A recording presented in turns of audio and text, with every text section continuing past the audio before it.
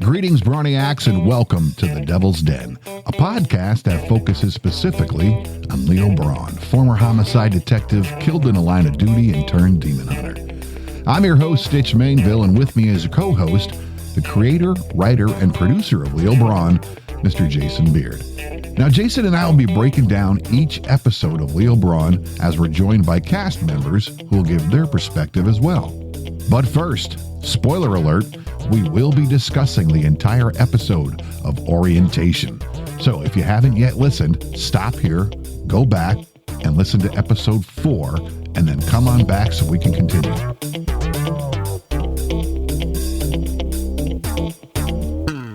Okay, so now that you're all caught up, you may have some questions like, are there blue skies and clouds in hell? Or Billy Bocheefe, is this guy for real? And our most important question of all for this episode, does Satan look like Dean Martin or Frank Sinatra? All this and more on this episode of The Devil's Den. Hello, our conversation is just beginning, and right now we say hello to our co-host, the creator of Leo Brawn, Mr. Jason Beard. Jason. Hello, hello. Welcome, everyone. Hey, number 4. Orientation. Yeah. Very exciting. I like this episode because, this is where a lot more characters get involved in the show. Yeah. After 3, where we sort of jumped back and forth through time, I was really waiting to get to this episode because this is where things really start to propel forward, and then we really start to get into the heart of some of these characters. So it's very exciting. And for this episode of The Devil's Den, we not only have a guest join us, but we have 3 guests who were featured in this episode: Mr. Jim Franck, Mr. Eric Carlino, and Ms. Melrose Johnson. Folks, hey, it's great having you with us this evening. Thank you for having us. Thank you. You know, at my age, I'm glad to be anywhere, so thanks for having me. Oh, man. Before we even get started, even though there were a lot of other folks that were in the show, like there's other characters, bandwidth only lets me do 5 of us at a time. So we will be introducing more characters in future shows. But before we start to review the episode, let's go back to the last episode. We had a trivia question. And the trivia question was, we know that the Obsidian Recovery Agency is located in the city of Dante, but on what street is the ORA located? Outside of time and space in Hell's capital city of Dante, the Obsidian Recovery Agency located on Good Intentions Boulevard stands sturdily and imposing. Good Intentions Boulevard. Jason. Yes. Good Intentions Boulevard? Are there good in hell? Yeah. Well, there is a proverb. The road to hell is paved with good intentions. Hence, Good Intentions Boulevard. Gotcha. So you're not just a pretty face, and you're not. That wasn't really so you're not. The man put some thought into this one. He certainly did. Very nice. Yeah. I have to say, your mind definitely works in some strange, mysterious ways. When people ask about, who's writing this stuff, I always say he's a brilliant genius, demented, screwed up, should not be allowed around children, should be locked up. He should be analyzed, reanalyzed, and sent to another doctor. Friend of mine. He's a good friend of mine. Yeah, I don't know where this stuff comes from. I've never known. It just sort of, one day it's there and I have to do something about it. It just took me almost 30 years to finally do something about it. But I know this is your interview, Stitch, but I need to ask a couple questions here, Jason, now that I have you on the hot seat. Did you have these thoughts as a kid? I always gravitated towards scary stuff as a kid. And did you murder small little animals and rodents when you were younger? Is there a cooler full of animal skulls buried somewhere in your childhood's backyard? Nowhere. Little sister's doll parts somewhere. Yeah. Hey, where do you think I got the idea? No, I promise nothing like that. I mean, nothing close to me. They'll never find it. And we're all going to be killed after the final episode because tie up some loose ends, shall we say. All right, well, let's get to our episode. When the show first starts, Leo's supposed to be in orientation, but his caseworker tells him that there's a delay due to a security concern and to take a break until noon, and then suggests that Leo goes fishing in hell. Who knew? But Leo meets a unusual character on his fishing trip. A calm, cool breeze flits through the green trees surrounding a large ornamental fish pond. Leo approaches the pond, produces a fishing rod, baits the hook, casts the rod, and then... Hi! Great. Now I'm hearing voices. Hi! Over here! Hello? Yep, just a little to your left. Hello? Almost there. Yes, here I am. Hi. I'm Maximilian. Leo, I'm Leo. Nice to meet you, Leo. Been a long time since anyone stopped by. What's the occasion? I'm sorry. What are you doing here? Why are you in the water? I'm chained to the bottom of this pond for eternity. Wow, you must be cold. I'm freezing. I should probably be completely numb by now. But I think the constant biting cold is part of the paying for my sins thing. Oh, hey, hold on. Gotta drown. Be right back. To Leo's horror, Maximilian succumbs to the water, gurgling and panicking as he plummets to the depths below. A few moments pass, and then suddenly he returns. Okay, back. What were we talking about? I'm sorry, did you just drown? Yep, I drowned. I got it. The guy that plays Max, I love when I hear him interact with Leo. Oh yeah, the guy's fantastic, and I hope we can get him on the show eventually. that would be really cool. Yeah, he plays a character that's in a pond, and he's literally across the pond. He's our one overseas character on the show. But yeah, nice guy. Would love to get him in a table read next year when we start season 2. What gave you the That's idea? Not a spoiler, right? We can No, that's fine. What gave you this idea for a guy half buried underwater? That had to drown himself all the time. Yeah, every all hour. the time. Well, yeah, that came from the idea that if you're in hell, the idea that you're just repeating the same torturous thing over and over again for all eternity. And then I thought, well, what if he's just done it for so long that it's just sort of this nonchalant, like, hey, hold on a second, I'll be right back. Whoa, and he drowns and comes back and like, anyway, where were we? Kind of thing. I just thought that would be it's dark, but there'd be a funny way of doing it. And then to say, this is the first guy that Leo sort of befriends when he's in hell. I just thought that was an interesting dynamic, and somebody that we could kind of bring in and out as we needed to lighten the mood sometimes, even though he's drowning. And he is funny. I mean, he's funny. Yeah. The fact that he's so nonchalant about, I'll be right back. Right. And then ask for, well, I think we get to it in the thing. Yeah. In this meeting, he learns a little more about our friend Max. See you around, Maximilian. Just call me Max. Oh, and don't forget about... The chocolate? I won't. Leo steps away, holding his fishing gear. Once he is out of view, a huge splash occurs behind Maximilian. Damn. Glad he didn't see that. Right, what I thought about when I first heard that, I was wondering if maybe there was some other kind of mystery going on with the splash. No, it was so he's in a fish pond, and I think we learn later that there's large fish in that pond, and so since Leo had been told to go fishing and he didn't catch anything, now that he has to go back, big splash, and he could have caught something. Oh. But that was kind of the whole point of it, is that he missed his chance to catch a big one.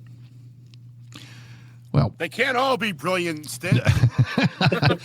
I was hoping, man. I was picking him up. Everybody, I get it. I'm actually with Stitch on that one. I thought something was going on when I first heard that. Because I think most do. I didn't hit the landing on that one, guys. No. I thought I was getting all the clues as we were going along, because for all the episodes, I'm like, oh, that sounds like a clue. That sounds like a clue. And I thought maybe that was something about some demon or something that hid in the water. Somebody dumping a body or something.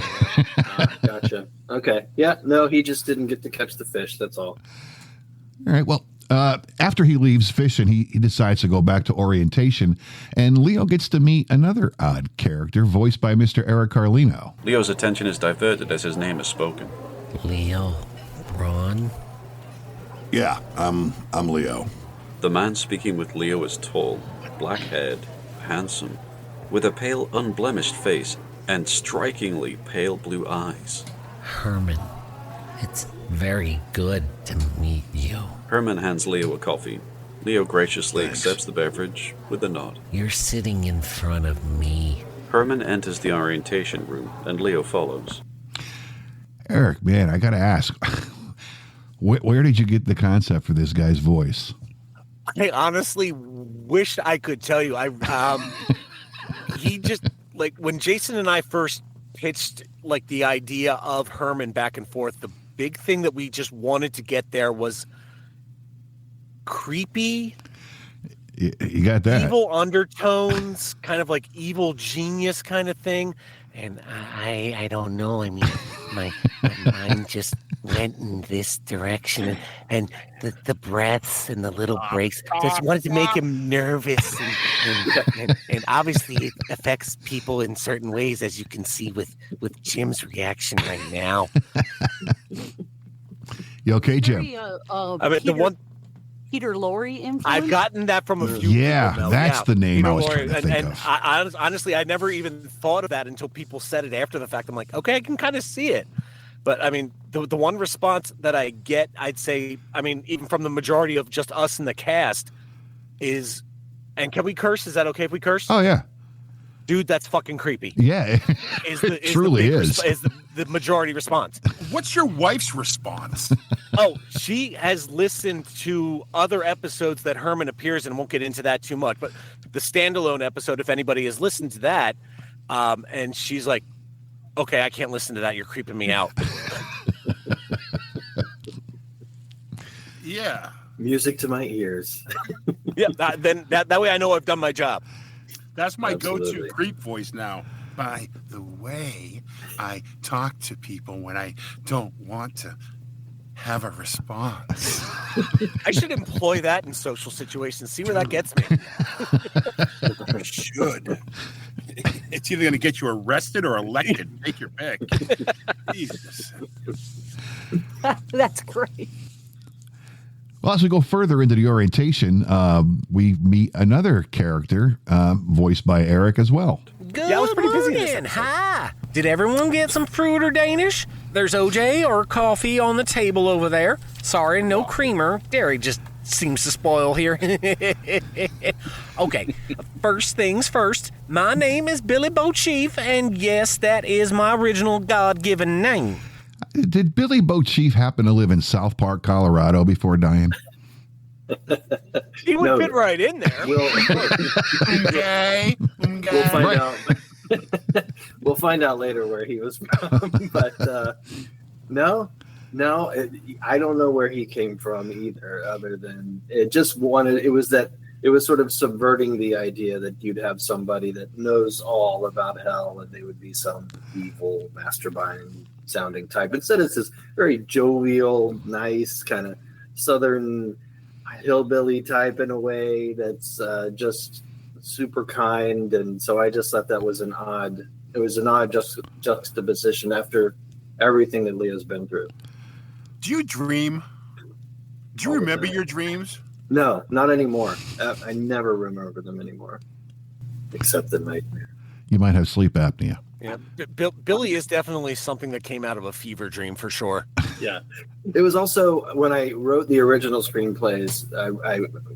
One of my best friends and writing partner, he hated the name, and so I sort of doubled down on it. It's like, oh, Billy Bocheefe is going to show up in this thing, and then when I did, I texted him. I was like, hey, Billy fucking Bocheefe is in this episode. Now he loves him. Eric, man, you nailed the character, the voice and the accent you give him. I get this impression of like this 70s hippie, super liberal type of guy that it nails this character. Yeah.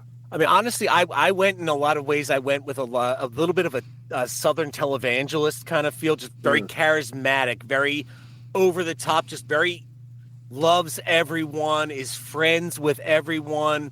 He's everyone's favorite person. He's Billy, by God, everybody loves him. Nice. And this is one of those characters where, because we'll talk about it. We've talked about it in previous episodes. The surprise of like the interpretation that the actor takes was something that maybe I didn't expect. This was one where it was exactly what I had envisioned. I mean, how he ended up sounding was just spot on. Nice. Thanks, Jason. Well, as the orientation's going on, back in the ORA, located on Good Intentions Boulevard, Captain Mangut has a very intense conversation with a character that Jim provides for us right here. Unbeknownst to the captain, the stout man in the overcoat and worn fedora appears behind her. He stalks slowly towards the captain. Captain.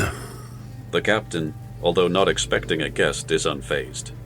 She locks her computer and stands, turning to the disfigured man. Pig? The Pig? Sorry, I'm never sure how to address you. How about we just dispense with names altogether? Sure thing.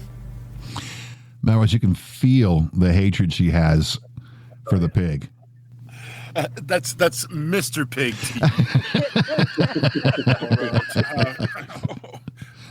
But that is a character that we revealed as the pig. He was the stout man before, and not to give any spoilers, but as we move forward, his voice kind of morphs into a bit more of the pain and anguish that he has been through, and if I had to guess, is probably going to go through more.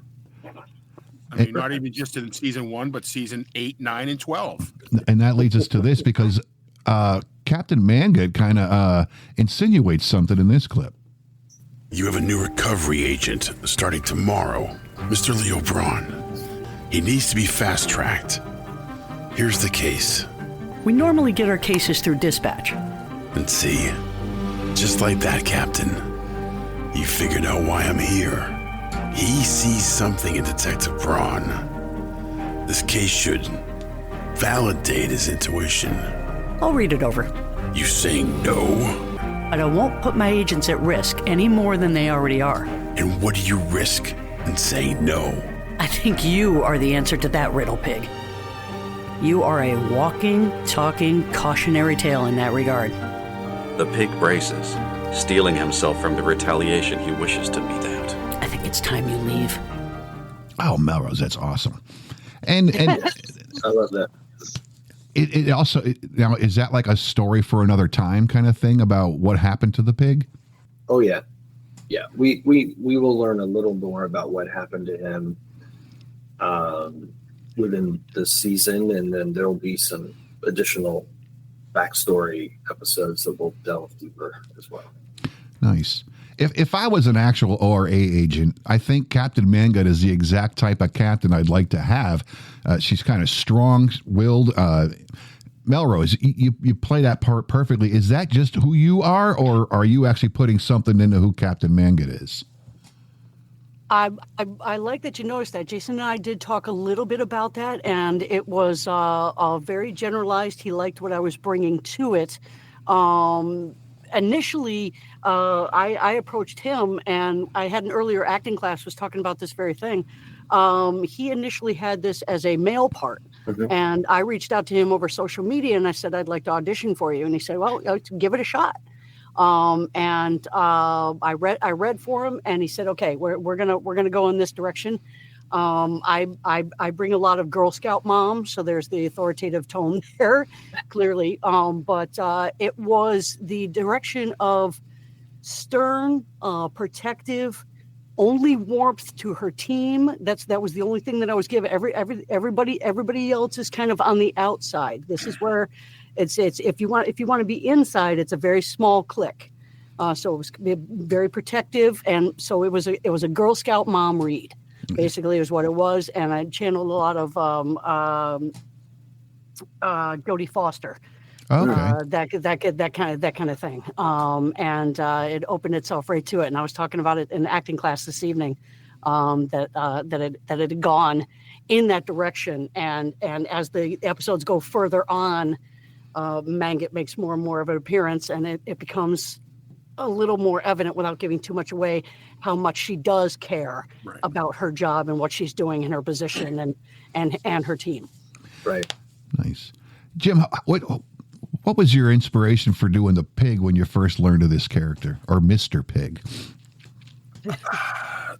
Grand Poobah Pig, actually. I really didn't have anything, to be honest with you. Jason and I talked about it, and I wasn't quite sure where Stout Man was going. So it was kind of, the character evolved as the story evolved. The characters and changes, because in the story he changes. So the voice evolved as we went on. For this first episode, it was just more of I didn't want to give the typical horror type of thing where but I felt that he needed that, for lack of a better term, Dark Knight type of sound, kind of a kind of a muffled Dark Knight, kind of reserved, but still, I'm out there to get you. I'll tell you what, being that it's an audio drama, we get to put a picture in our own head. And when you first brought that character out, I immediately seen this guy kind of hunched up and covered up by the collar of his trench coat or something like that, and just. So it worked perfect for who the character is. Well, that's method acting for me. That's who I am in real life. I put my collar down for this. It's a lot of fun playing that character, and keep listening, guys, because as the episodes go on, he becomes more and more fun to play. There's layers. He's like an ogre, an onion. There's layers. And that's the brilliant thing that I think Jason has done. Here we are. We're in episode 4, orientation, and my husband's listening and my friends are listening and stuff like that. And every time they go out, they're like, okay, what's next? What's happening again? What's going?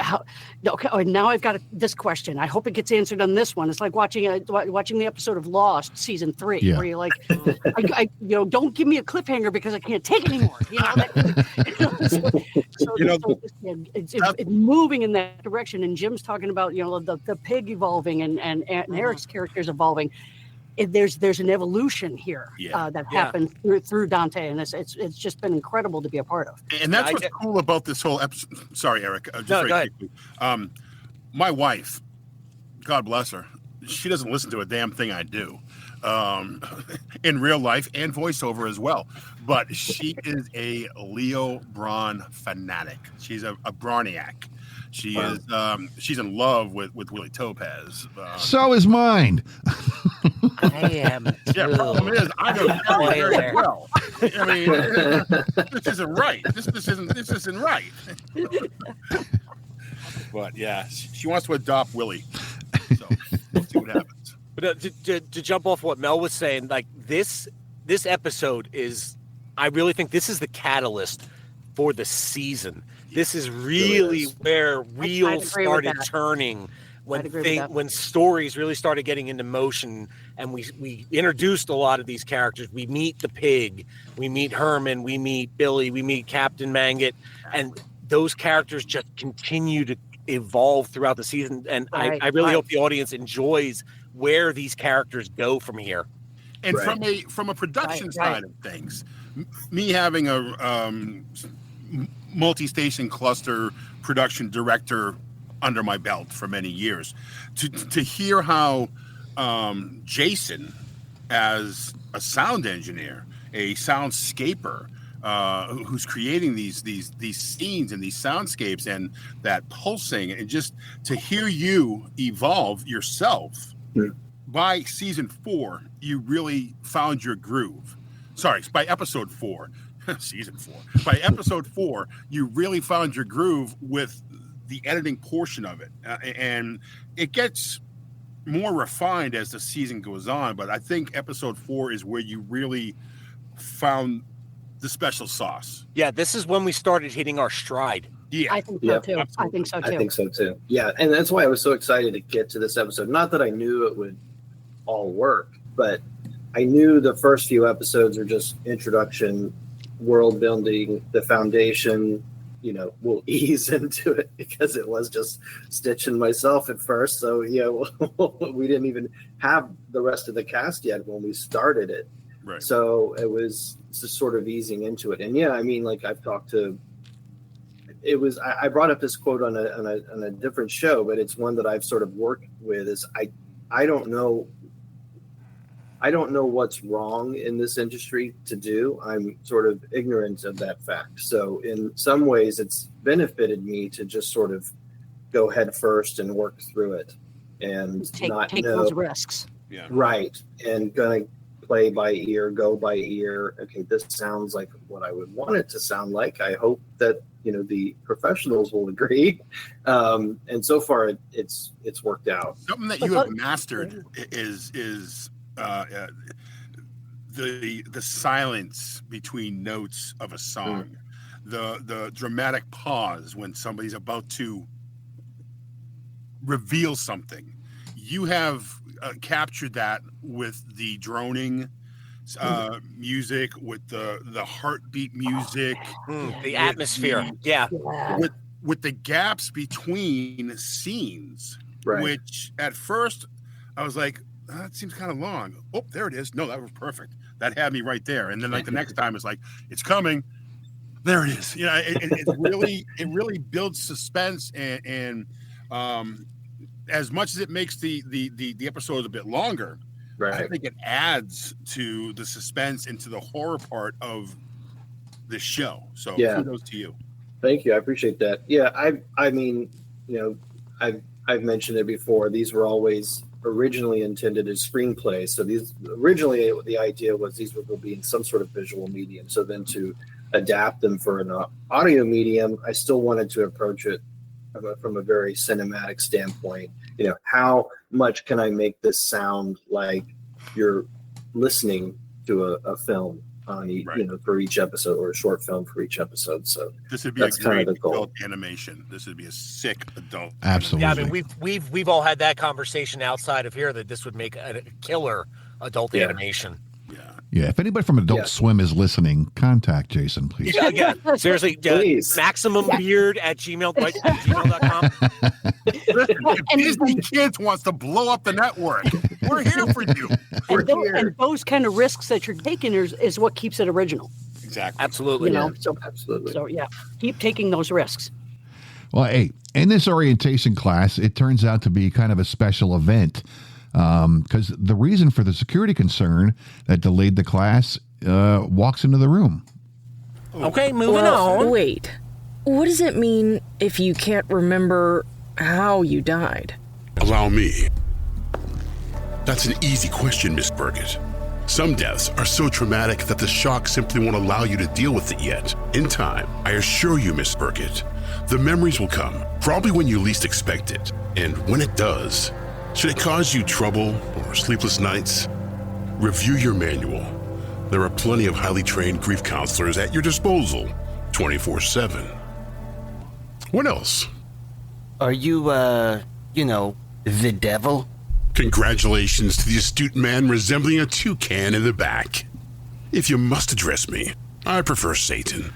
Okay, man, Satan, Jim, that's freaking awesome, because it's not the typical thing like you would hear on a TV or something like that. This is your Satan, and I tell you can just hear the evil dripping out of his mouth as he talks. Well, when we talked about it, I pictured exactly what the concept art is that we're showing now. The suit, the beard, a bit more pointier than mine, the flamboyancy of it all, and just the way that, do I dare say, devil may care. I mean, and that's all it is. It's just a flamboyant, devil may care type of attitude. Like, nothing really bothers me because, fuck. How could it? It's a guy that basically knows he's the shit, and everybody else has to deal with it. Yeah. There's no repercussions at all. Yeah. Which was no consequence to his actions. Right. And I love that about me. Oh, the character. Well, and it was one of those really great surprises because, I mean, the only thing that I had ever thought of was I wanted him to sort of have this Rat Pack vibe, you know, like you can see him hanging with like Sinatra and all those guys. But the concept art that you mentioned, I could never seem to get it right where I wanted. And even the one that we're kind of going with as the official image differs from my original idea, but it's definitely more in line with what you've done with this character, which I love, by the way. Well, speaking of Rat Pack, somebody asks you to do a pirate, you automatically go to R, right? You know, but why not go to the French pirates? Oh God! You know, it's a different, it's a different take on it. So Exactly. you know, like you said, the devil's always the devil. You know, why not make him Mr. Cross My Legs and have a martini kind of guy? Right, exactly. And what that does too is when he does have to get, you know, down to business, it's more jarring. You're more scared because this guy's just sort of jokey joke all the time. The valleys and peaks are a lot different. You know, when he has to get darker, pissed me off. It's go ahead, Eric. What? Well, when Satan has to get darker, I don't want to spoil anything that comes up down the line, but that shift when you get darker, it's okay. Wow, he means it now. Exactly. Yeah, that was a fun character to start with, and there has been layers added as this, you know, because you start to become this character. You start to anticipate what the characters. I'm sure we all do this. You know, when I'm recording the Satan, my wife may come in and I'll talk to her as Satan, and I'll give her attitude as Satan, and it's just being in that moment, living in it, and the character has just grown and grown to a point that I can turn it on and off now, and I know what Satan would say as opposed to what Jim would say. I know how Satan would react as opposed to how Jim would react, and that's what I really love about this character.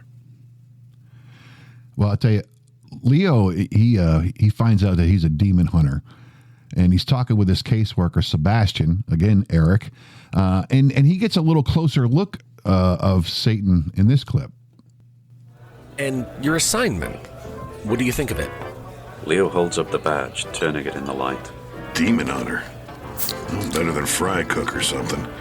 I don't suppose you have a police department. We have organizations that uphold laws, but not exactly what you're used to. Both men look out a window.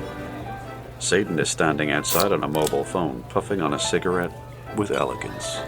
Is that really him? Yes, the one and only. Whatever happened to the horns and pitchfork? The description of his appearance got slightly distorted over the years. Hey, he looks like... Yes, but shh. That's sort of a sore subject. So... Wait a minute. What do I look like? Did I miss this somewhere? Well, there was so there is an inside joke sort of that you resemble a certain actor. So somewhere in that mix, in the concept art, there is a famous actor that was sort of melded in there, which I won't reveal for now. Oh, come on. They come into, See if the audience can figure it out. Maybe I can figure it out. I don't know. Good luck. Hey, Stitch, I have to say, and I know this is about episode 4, but I have to say that and I don't know if anybody's had this conversation on these interviews with you, but your rendition of Leo Brawn, when I first heard of the concept, I'm like, oh, I want to be Leo. But then when I heard you, I was like, oh my God, he is Leo. And oh yeah, absolutely nail it, brother. Yeah, you bring a certain pentameter to it, and just the ease of it. Yeah, it's like you're not even trying. Yeah, you make it seem really bloody easy. You really do. So kudos. Well, thanks.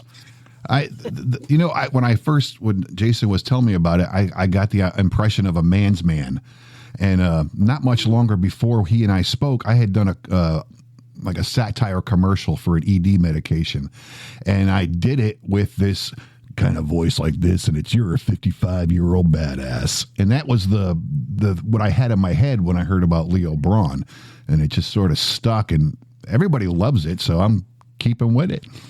So you're gonna stick with that story of it being a satire commercial? It was a satire commercial. The ED was a joke. Is that what you're trying to tell us? No, because the name of the ED medication was mycoxafloppin.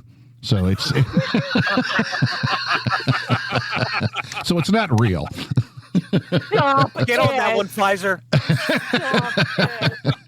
Oh, that is hilarious. When the little blue pill just won't do. Yeah. Oh, Lord in heaven. Right, yeah, the merch. I want the keychain. Yeah, you need that on like a Viagra logo. Just superimpose that over a Viagra logo. Man. Well, when the orientation ends, Leo, he leaves and he heads back out to where Max is, and he has a surprise for him when he gets there. Let me ask you something, Max. How many times a day you figure you drown? Oh, it averages about once an hour. I see you found a boat. This better not be a rescue attempt. Well, I don't want to end up at the bottom of a pond, but I might just become your hero tonight. Max, I present to you the finest chocolate the city of Dante has to offer. Holy fucking shit. It's true. This is better than sex. Although, I don't even remember what sex feels like. Oh, okay. Look, I don't mind bringing you chocolate, but I do have my limits. Sorry. Yes. Hey, Leo. Thank you. Thank you. Sure. Anytime, Max. You know, based on Max's reaction to thanks, it sounds like he has never had a visitor in all the time he's been down there. Right. Yeah, that was the whole point of the scene. Well, and just to have something kind of nice and sweet, like you can see this friendship starting to build. And that it gave Leo something nice to do instead of, hunting demons and exercising and punching people, and, all kinds of things like that. Punching children. So it was, it was a sweet scene. And then it also kind of showed you just how lonely and discarded he's been. It's just sort of, if anybody's even talked about it, it's like, oh yeah, it's just this guy that was ignored, not part of the transformation. He's still having to deal with this eternal torture thing that we've all moved on from. And so that you're taking an interest in him, it means a lot to him. As we move on through the story, we don't end with just the orientation, but we kind of bleed into a new story that focuses on a young lady named Laurie Stryker. Is someone there?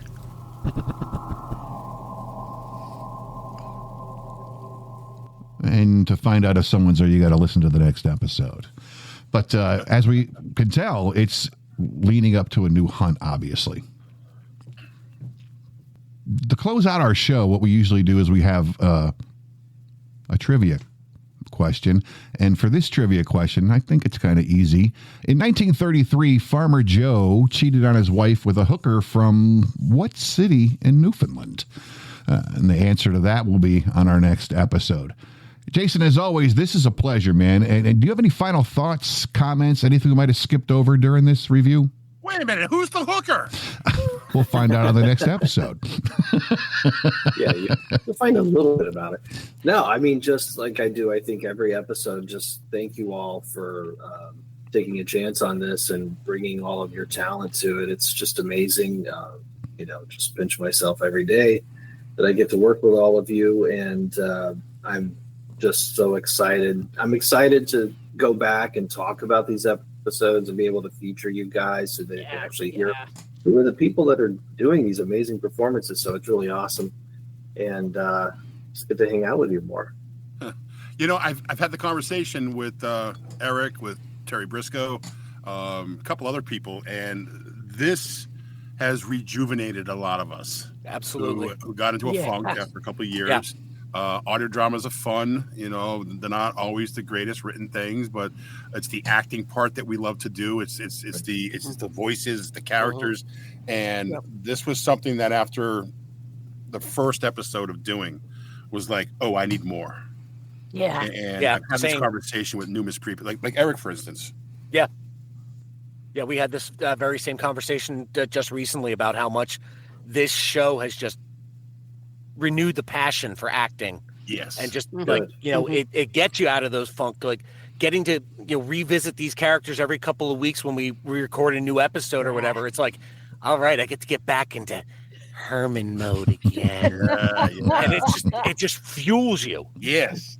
I get to be a flamboyant asshole and say what I want to whoever I want and have no repercussions about it at all.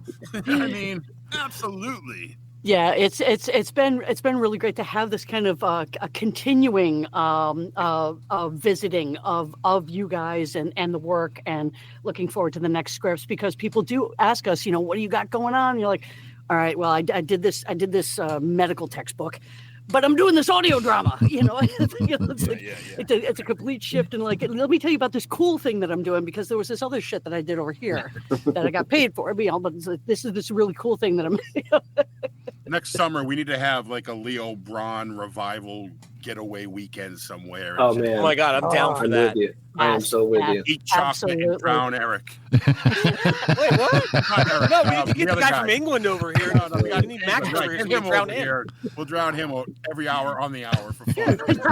That would be brilliant. That'd be brilliant. No repercussions. I said it was okay.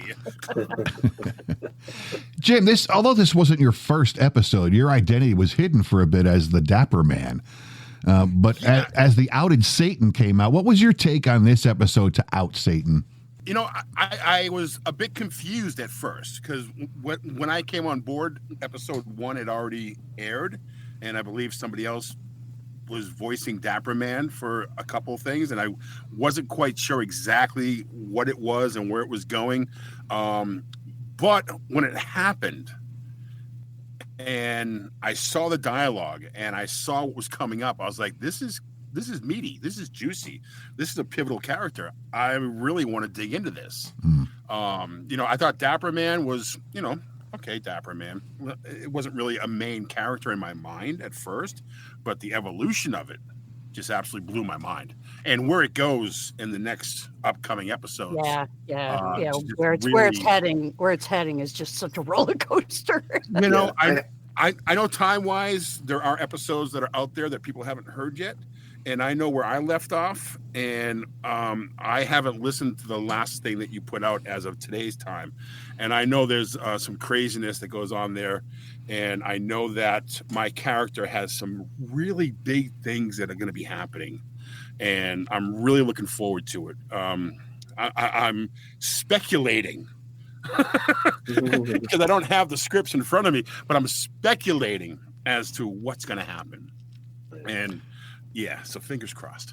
What was so exciting about this episode is when Jim and I talked about it, I said, this is sort of like the Michael Douglas, like Gordon Gekko moment in Wall Street. Right. That speech.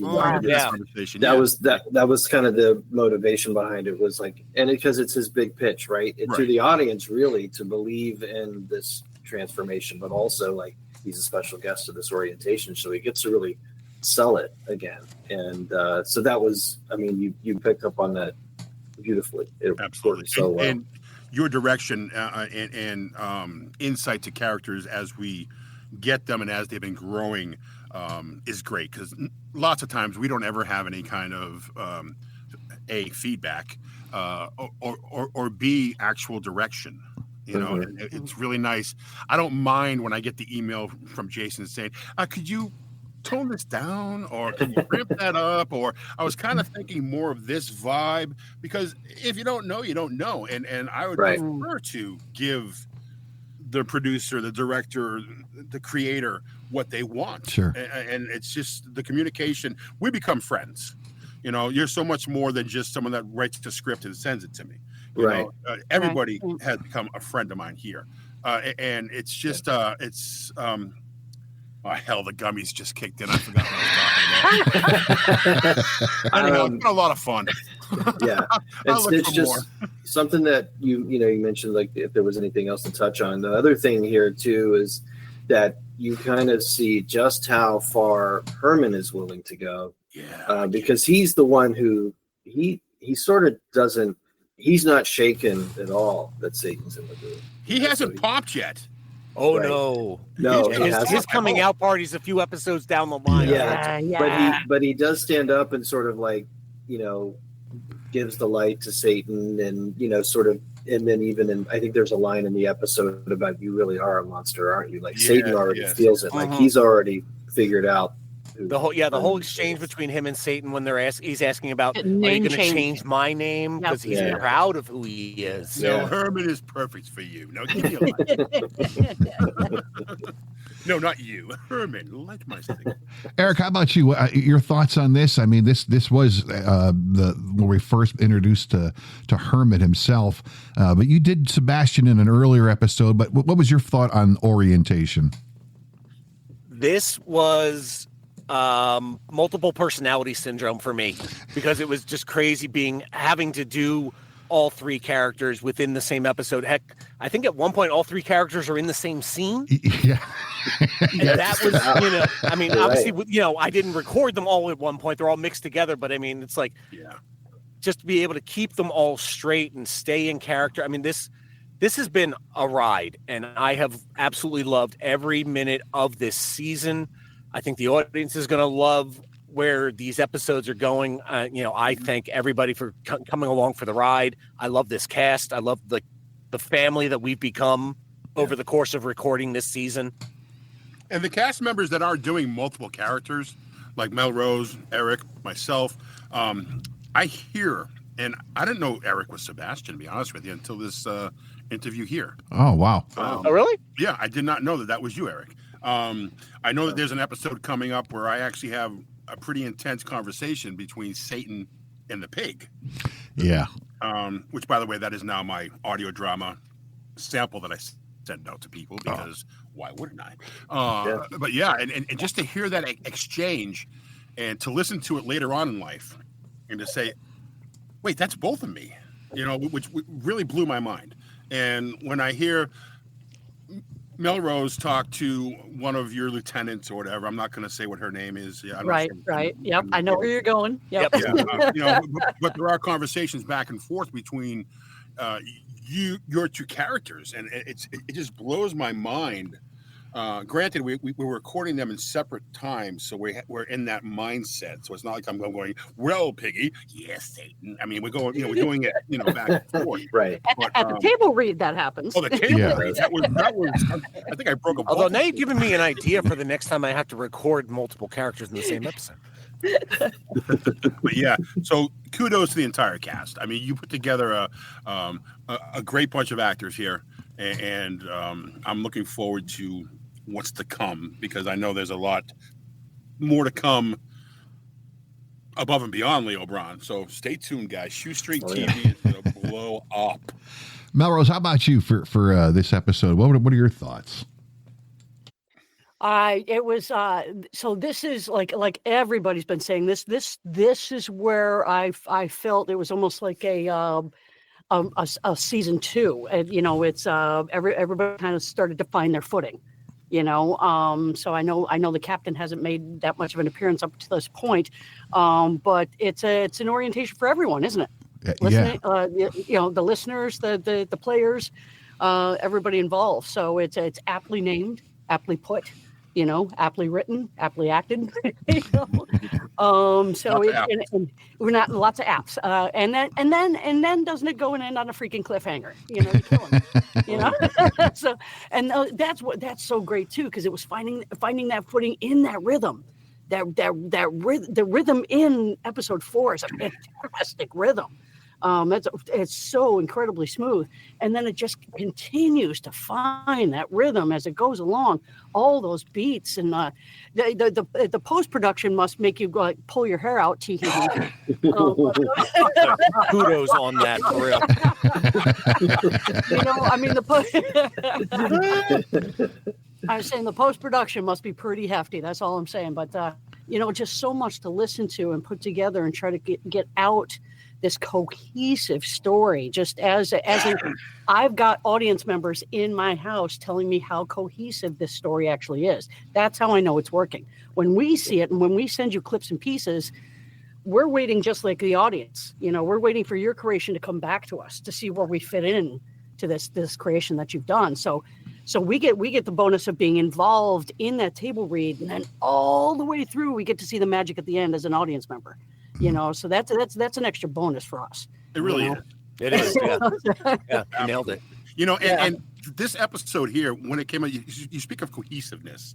This episode came out, and Terry Briscoe and he's probably my best friend, even though he's 2,000 miles away from me. You know, we talk a lot about these things. And this episode, we both said this needs to be entered into some sort of podcast award. This is an award-winning episode.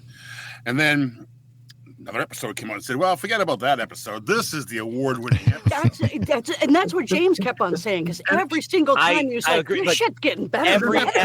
Every episode gets better than the one before it. Yes, I mean, this is only episode 4, guys. Wait till you get to the end. I just listened to the season finale, part 1 of the season finale the other day, and I was like, damn. I haven't heard it yet. We outdid it. Oh, I won't say anything.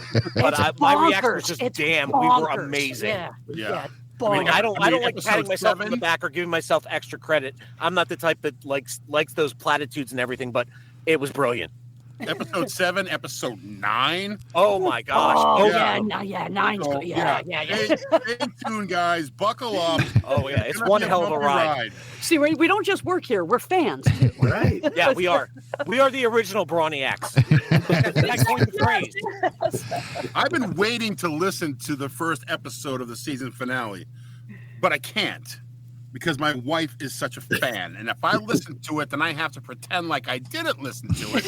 I tried that once. Stitch and I were talking earlier. I tried that once, and I said, oh, wait till you hear what comes up. Damn it. You have been watching TV. You have to let me know the reaction once you have heard it. Okay. Yeah. For sure. Hey guys, thanks, man. This has been amazing having you guys with us. On behalf of Jason and myself, man, great time. And all our listeners, folks, thank you for being such awesome fans of Leo Brawn and listening to The Devil's Den with me, Jason, and our guests, Jim Frank, Eric Carlino, and Melrose Johnson. And don't forget to find us on Facebook for all of our Leo Brawn updates, as well as patreon.com, where you can sign up to be an ORA member and get exclusive Leo Brawn content. Hey, next episode, it's me, Jason, Tabitha Mixon, Emily Fry. Don't miss it.